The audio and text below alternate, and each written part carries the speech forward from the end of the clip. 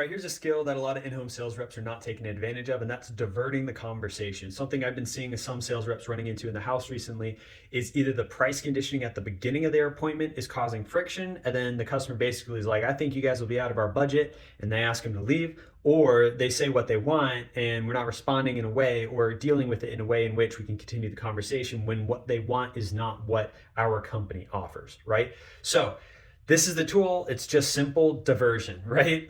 This is where you acknowledge what they said.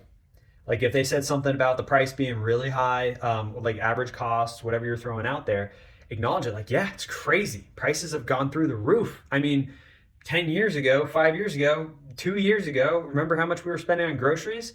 A lot of the time, the customer is now, you've just diverted it. Now the conversation is about inflation. It's about relating, right? Oh my God, I know groceries have gone up like crazy. It's insane. Gas prices, whatever it is, but you've just diverted the conversation to something else. You've moved the topic away from the stress and them feeling like overwhelmed by the emotion and asking you to leave and turned it into we're relating, and then you can just get back on track. Same with out of scope situation. Say they wanted something, maybe it's not even something important, something that big, but as soon as they feel like you can't give them what they want, a lot of customers will just ask you to leave, not understanding who you are yet, because usually that comes up at the beginning of the appointments. So once more, diverting into it. Yeah, I was really hoping we could do this. Oh, interesting. Oh, real quick, wanted to bring this up over here. So you acknowledge it. Oh, interesting. But then you bring up something else and the conversation shifts in that other direction. Or you could dive into like the why, right? Oh, I really wanted this. Okay, would love to. Why were you thinking of that? Would love to know why. What is that going to solve for you? Oh, interesting. Okay. And then what you're going to, when they say what it is it's going to solve for them, you just shifted the topic over to that thing, right? Oh, I think it will look really good. Okay, so like when it comes to looking really good, are you trying to get like a modern feel? Like what are you trying to look for?